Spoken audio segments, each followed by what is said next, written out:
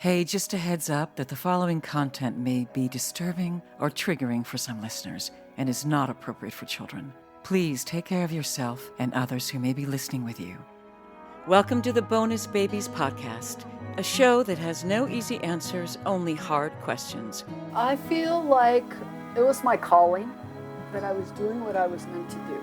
And I just think, if you just pay it forward, I just think Ryan can contribute to the world because he has so many talents. He's artistic, he's athletic, he has musical ability. I'm like, all of that. He has so much to contribute, but you've got to still, Maslow's hierarchy of needs, you still have to meet those ground level needs, which, he had a very hard early life. Can you tell me what you call the kids who you've cared for over the years? We feel that the children that we receive coming into our home are bonuses. So we call them bonus babies. I love that.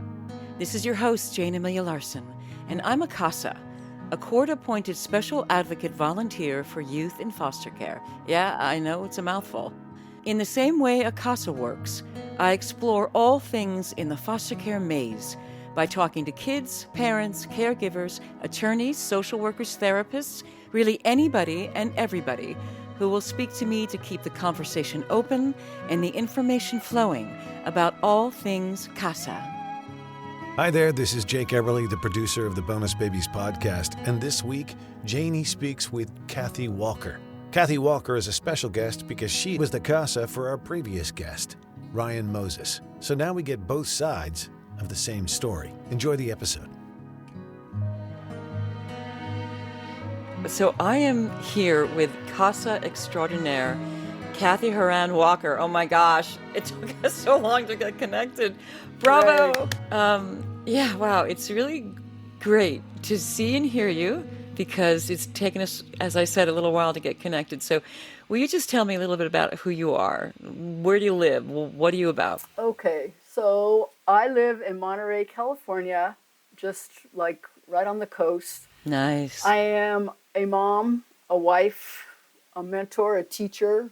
I think that sort of covers it. Yeah, that's pretty good. So what was your own home life, like your family life when you were little? So I'm the oldest of 5, and I always say the best, but Always the best, my yeah. siblings would dispute that. Mm-hmm. And so we lived in Los Angeles, and I went to Catholic school my whole life, even Catholic school for university, and I had a great circle of friends. I didn't smoke because my mother said if I smoked, I wouldn't drive a car, and I didn't want to spend the rest of my life in the back of the station wagon. So you knew how to play by the rules, I guess, right? Or I figured if it was worth the punishment, I would do it. I see, yeah. And I had a So sister. you I weighed had a your sister options. a year younger than I am, who was worse than me. So no matter what I did, she would do something worse. Okay, she was the troublemaker in the family? Yeah, she was like the wild one. And then you married an army man, right? I was teaching in LA city schools. I got tenure, and then I took opportunity leave, which is the opportunity to leave. And so then I went and got a job in the Netherlands for the Department of Defense, where I went. Wow. I went for 2 years, stayed for 6, and came back married, which was not part of my plan. So you met your husband there? Or you Yes. met him here? No, Oh, in Europe. in Europe. Oh, wonderful. And then you were a teacher for 26 years, Correct. and you taught math, right? I taught math. First, I taught self-contained classes. Like I taught 3rd grade, 4th grade, 5th grade. And then I always tutored high school kids in math. And then I ended up teaching math. And then it came the day where it was just like, I didn't want to be the age I am now, still saying, take out your homework or I'm going to call your parents. Right. So you got an MBA, and now you're Well, a I had an financial MBA. advisor. I had an MBA before that, but what I did was in the last couple of years of teaching, we used to do the virtual stock market game. Uh-huh. And I found that very fascinating. And so then I just decided well, maybe that's where I'll go. So now so I've been doing this now. I've been a financial advisor for like 22 years. And I just call it parent conferences. Mm-hmm. Mm-hmm. And you heard about the CASA program via a lecture or something, right? And you Right. thought, I belonged to a women's group called Seroptimist, and they had a speaker from CASA come in and tell us about their work. And I was so surprised. I just did not realize this population of children existed. So I promised myself that when my youngest finished high school, I would do the training and become a CASA. and you kept your promise. And I did, yeah. Though there was, after I heard the talk, and then every time I'd go in Starbucks, there was a sign that said CASA training at the Starbucks. They would just have an introduction meeting at Starbucks. So I kept seeing it, and my son had just graduated from high school, and I said I was going to do this, and I'm doing it. So I called the CASA office, and I signed up. And then I did the training. At that time, it was 30 hours of training.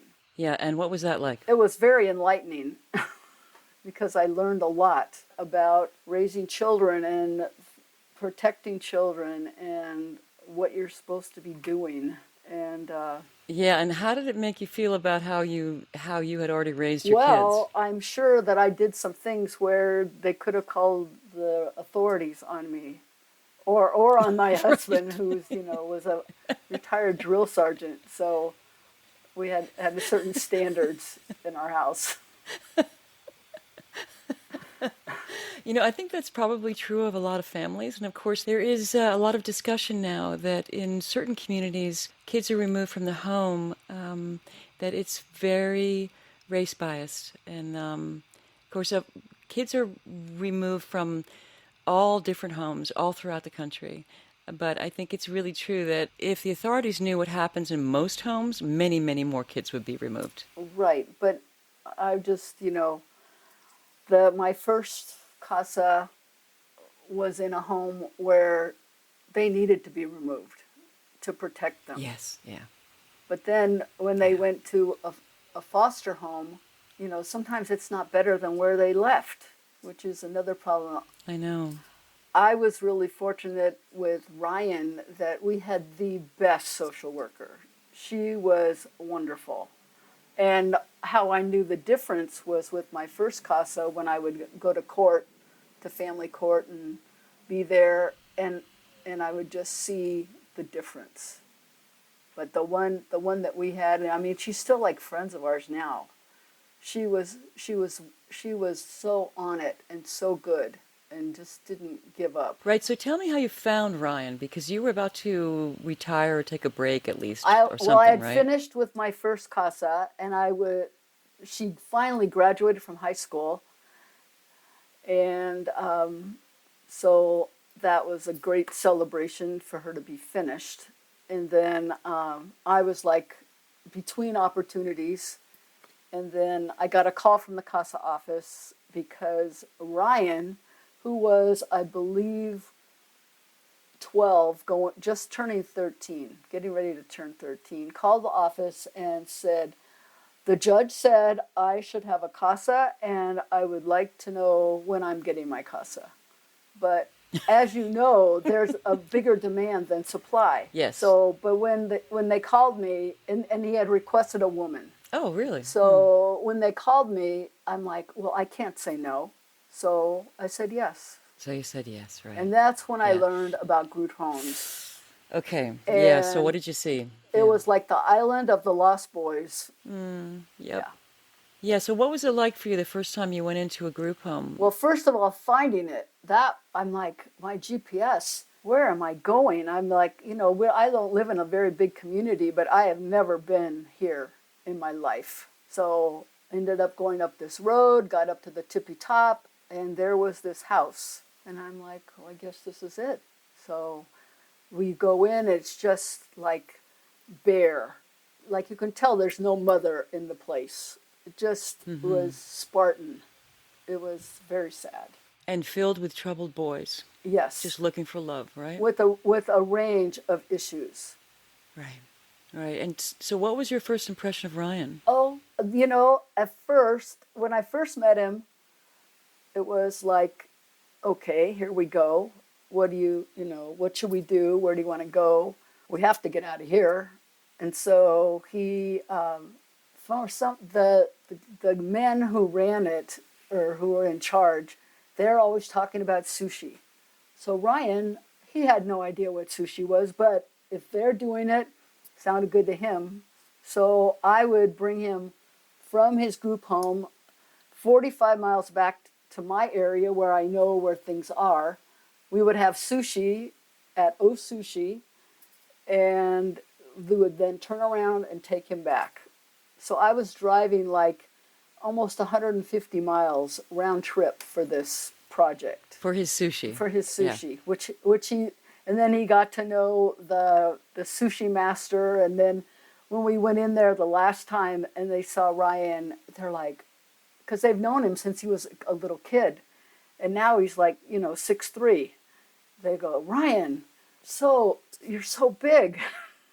So he does love to go in there.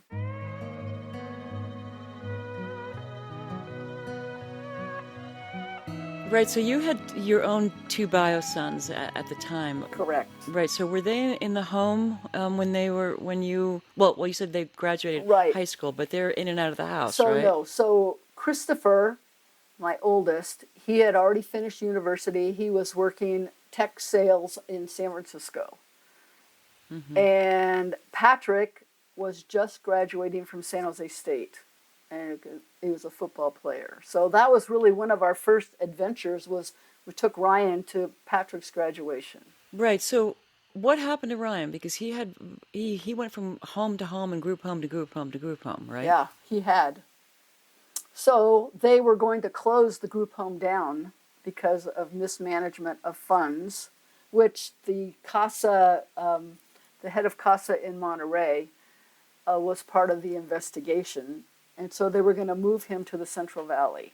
And I was like, that can't happen. And this is after how long? You had been with him for 4 years, No, right? No. I had been with him for a year. For only a year? For a year, okay. While he was in 7th grade.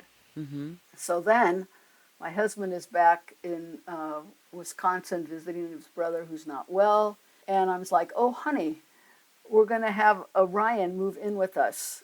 And he's like, oh, okay. So he did. He went from being my CASA to in my CASA. Right. And you became what was called near kin placement. So what does that mean? Near kin, I guess, it's not a relative, but you're like close. A close friend, apparently, is how they categorize it. So then we did more training. And when I remember we would go at night to these trainings, and now my husband's doing the training, not just me. So we're doing this together. And there was a couple there who were going to take care of 5 kids, sibling group. And I'm like, Leonard, we're shirkers. Wow. We are shirkers. We only have 1. And he goes, calm down, calm down. So we did that, and then so then he was in our house. So he finished 8th grade. We continued to drive him over to Watsonville so he'd stay in the same school because it was a 7th and 8th grade middle school. So we sent him there, and then our boys had gone to Palma, which is a Christian Brothers boys' school, and he wanted to go to North County, but he took the Hopkins Gifted and Talented test as an 8th grader. He was in the accelerated classes, and I'm like, you're not going to North County, I said to myself. So we went to take the test, and then we get the results back, and they are like, he couldn't have done worse if he tried. And so then really? I talked to the dean of admissions. I'm like, look, we need Palma, and Ryan needs Palma. Ryan doesn't know he needs Palma, but he needs Palma. And so he got a letter, welcome to Palma. And his face was hilarious. He's like, what?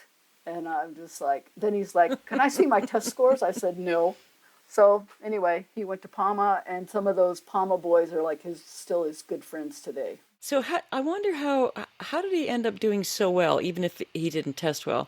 He was in 12 different placements over in 8 different school districts, but somehow he was smart enough to do the work that he needed to get done, even with all the disruption in his Ryan life. is resilient, and he's a bit of an opportunist, and also very good at manipulating people, because that's his survival technique. Oh, sure. And so, and he's very charming. So Yes. those skills masked other things, like the trifecta of trouble of being a teenager and being abandonment issues and used to being the parent. And so Yeah. we just had to, we did what we needed to do and kept trying and got him as much support as we could. But I have to say that when he ended up going to Santa Clara University after high school, which he felt because it's a very high achieving, high standard university, which I think he felt like he was an imposter. He had a little bit of imposter syndrome going on.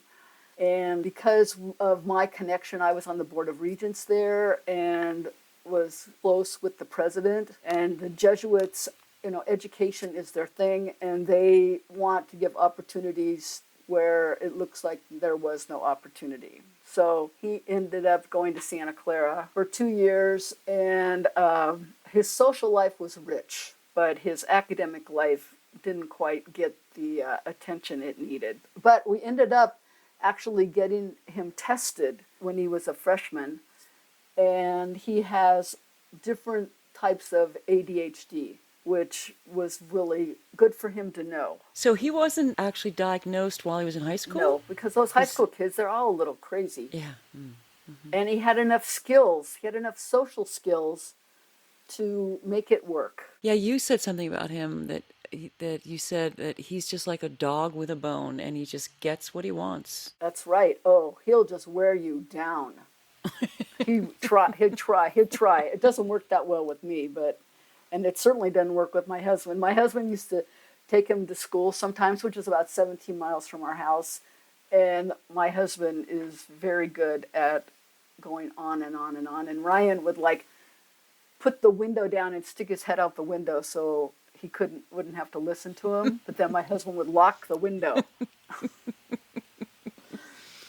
So there was and then he would say, you don't have to know my friends. You don't have to know where I'm going. I said, well, if I don't know, you're not going. Right. So because he was used to just being a free agent. Yeah. Yeah. So was it hard for you guys to have him in the house? Like, how did you feel about it? Well, I used to say, look, you're here because we wanted to give you an opportunity for a better life. And my husband would say, if you don't want to be here, there are no bars on the windows. Feel free to go. Feel free. You don't have to be here. And there was a time when he was like 15 and a half. That's sort of the dark hole for teenage boys.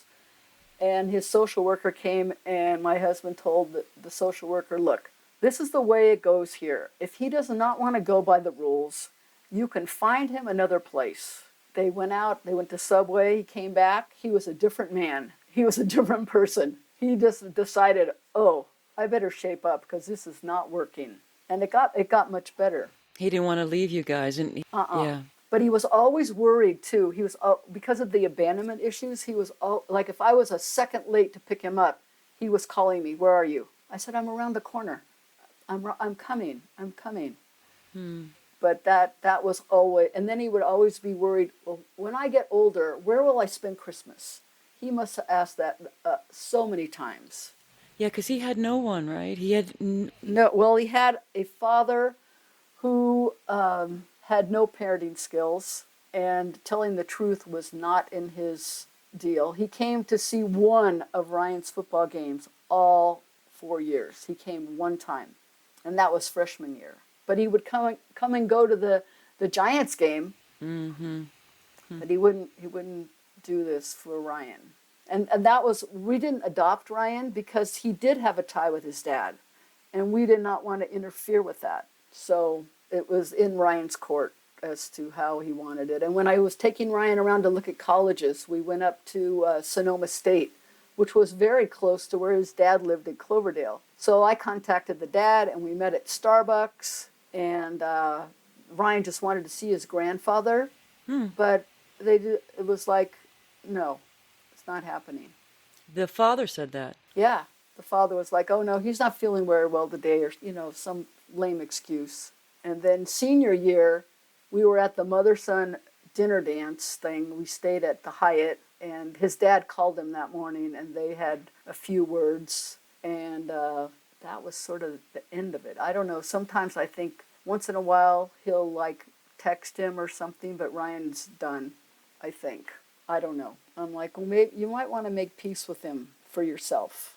Yeah, how do you feel about that? I think, I just want Ryan to be at ease and not keep thinking the same old tapes of what his father had always told him.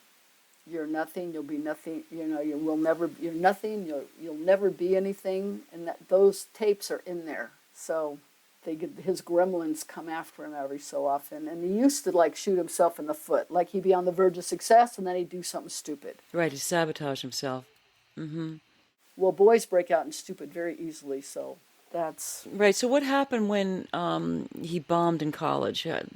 How do you... So then he left Santa Clara and went to De Anza, which is a community college. And then he got this girlfriend who was a good influence on him. And he really got his grades together, got academic honors, and then applied to Loyola Marymount, where he had actually gone to my middle son's graduation from getting his master's. So he had been exposed to Loyola Marymount. So, and he didn't want to go back to Santa Clara. He wanted a fresh start. His friends were graduating from college, and he was feeling like, I'm so behind, I'm this, I'm that. I'm saying, Ryan, you're not behind. You're on your own path. So just follow your path.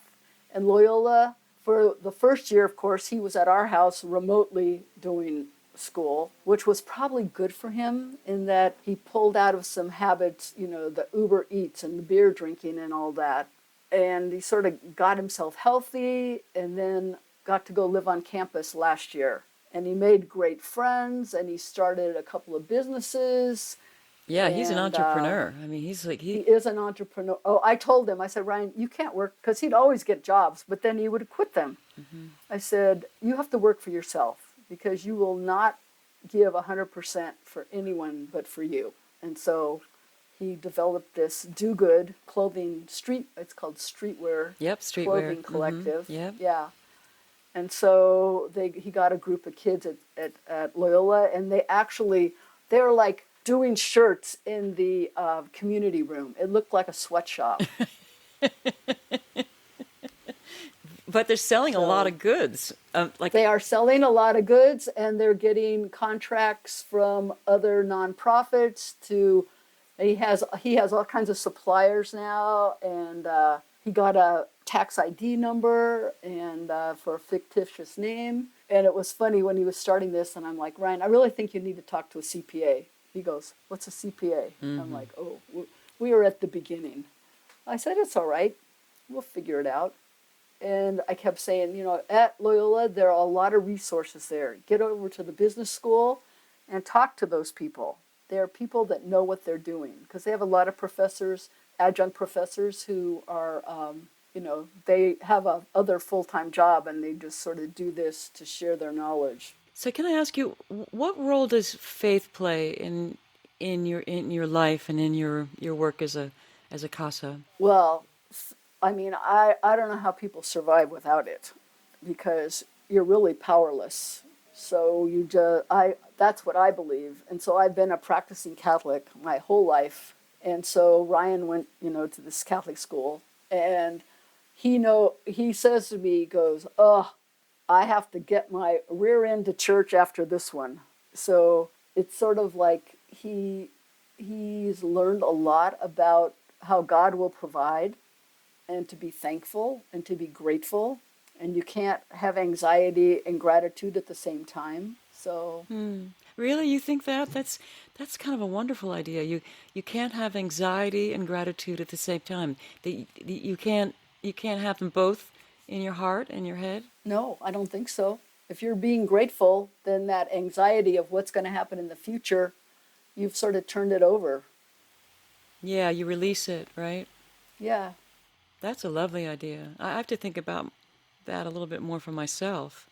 In fact, Yeah, it's not, well, I used to always say, even when I'd always say, choose joy.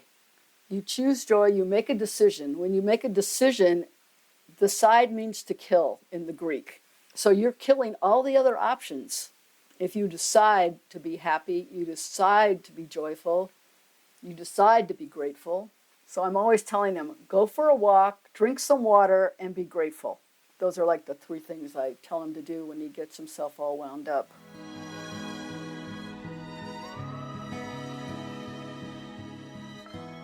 So I didn't ask you about your first case, and I want to go back to that because I want to see how Sure. you felt about that, because that little girl really had it rough, right? So tell me about She that. did. She did. At first, she wasn't talking. She did not talk. And she did not know how to make a decision. So I would say, do you want to eat pizza or a hamburger? I would not say, what do you want to eat? Because that would go nowhere. And so it took a long, long time to build a relationship with her.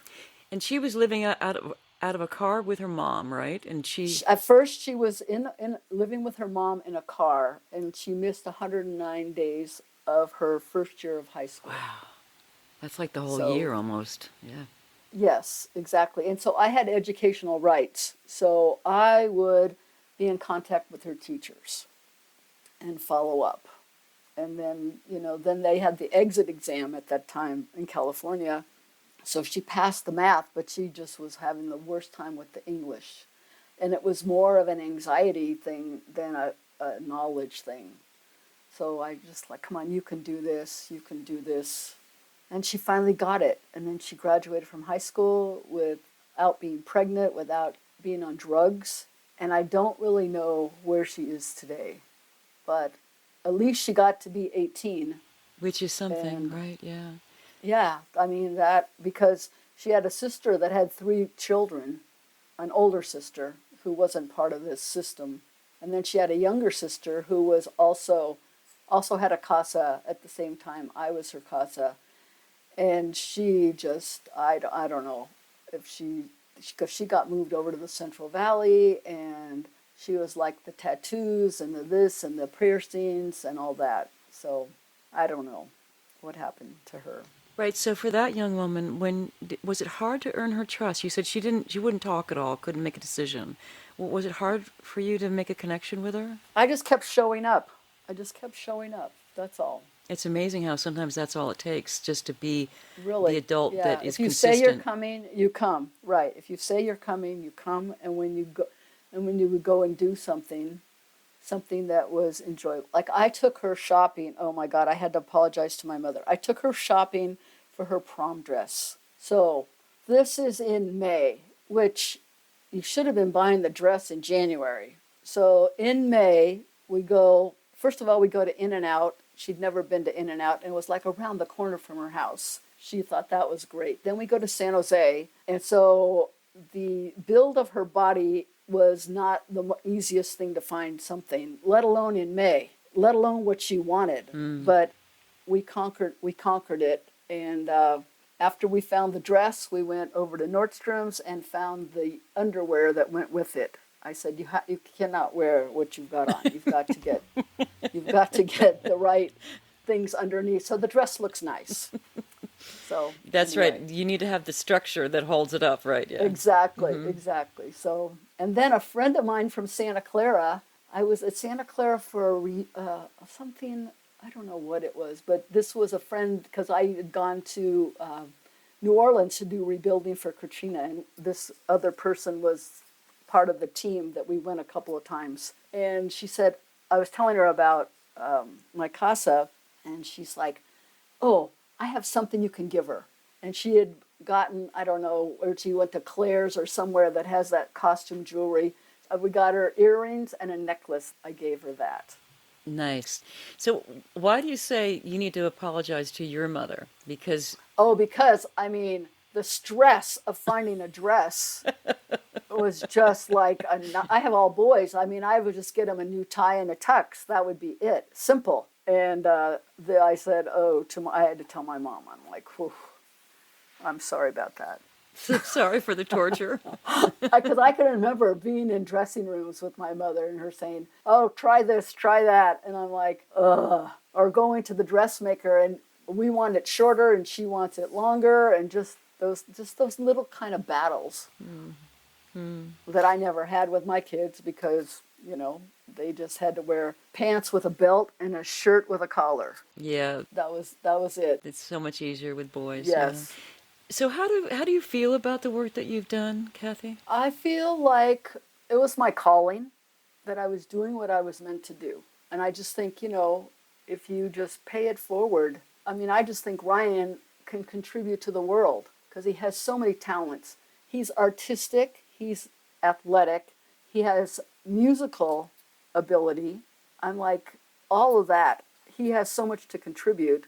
But, you've got to still, Maslow's hierarchy of needs, you still have to meet those ground level needs, which, he had a very hard early life.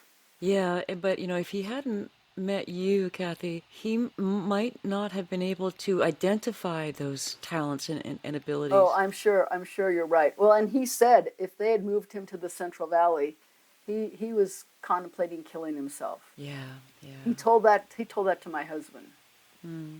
So that's why I guess no matter how bad it was here with us using the N word, which is called no, it's still better. Right, you were his lifeline. Yeah. And he wanted to know it. He wanted to believe it, but everything in his life showed don't trust it. Trust issues are just huge. We've been to a lot of counseling, a lot of therapy. Ryan's been in therapy probably since he was 4. The therapist said, he's very self-aware. I said, yeah, he's self-aware. He's self-aware, but he does what he wants. Mm. But he would even tell me when he was little, if his dad would spank him, he wouldn't cry. He would not cry. Just to be in charge, to show that he had the power. And he has a good relationship with your boys now, doesn't he? He does. Ryan. He really has a good one with my middle son. My older son, he didn't even like being a brother to his own brother. So he always wanted to be an only child. So there were issues there where they sort of butted heads, but they have similarities. He's actually a blend in personalities of the two. Very interesting, and he's not related to either one of them. But No. He just in my talking with him and talking with you, I think I already mentioned this. It's like he inherited your determination, your doggedness, your drive. We say he got Walkerized. Walkerized. Yes. Oh, I love that term. Yes. He got Walkerized. He got Walkerized. So you can learn that stuff. Yeah, you can. If you have the right teachers. I used to tell him the only thing you can't do is quit. Failing is fine. You can fail, but you cannot quit. Because if you knew everything, what were you going to learn? You have stuff to learn. Right, so what would you say to somebody now who was thinking about becoming a CASA? I would say it really goes to your heart. And I have friends that I've encouraged to do this, and they have. And I just think there are children that need us, but it takes a lot of energy to do it well, which is why I didn't do it until Patrick was out of high school, because I knew you could. I know that other family took on 5 kids, but one Ryan was enough. Yeah, and also, as you know, there's a certain amount of heartbreak you have to deal with, and frustration, and even if you are working very hard to get what the kid needs and what the kid wants and what will make the kid's life better, you can't get everything. Yeah, but I used to say, Ryan, it's your life. We're just here to be a guide on the side, but you have to be the leader of your life. Yeah, but it sounds like he's able to do that. I think some kids, yeah, they're like I said, so traumatized. Ryan has so much talent and so much ability.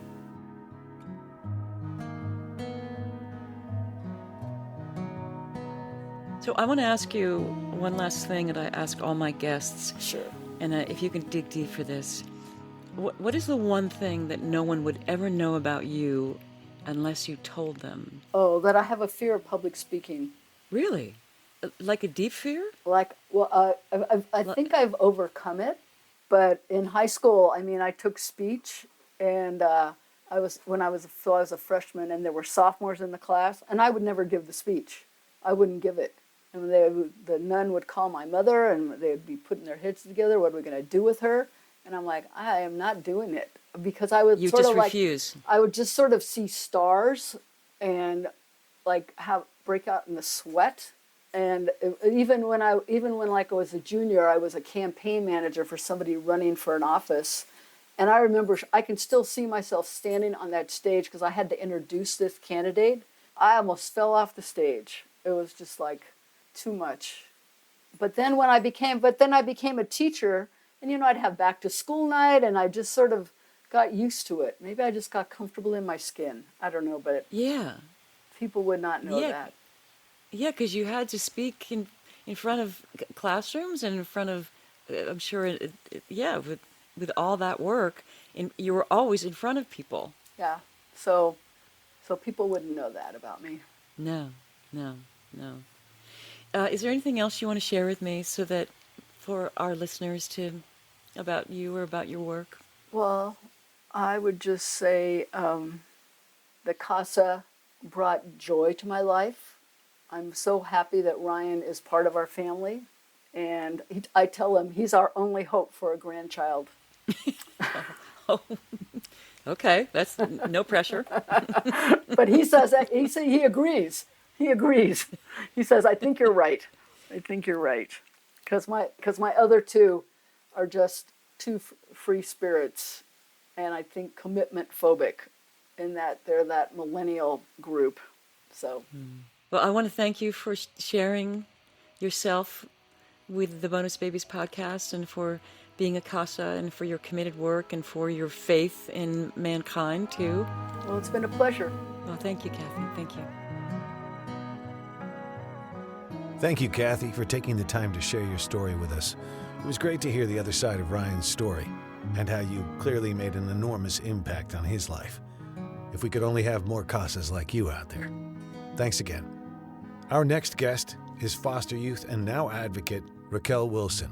She's from Compton, California, and has been an advocate for youth affected by the foster care system, juvenile justice system, homelessness, or just simply coined at risk.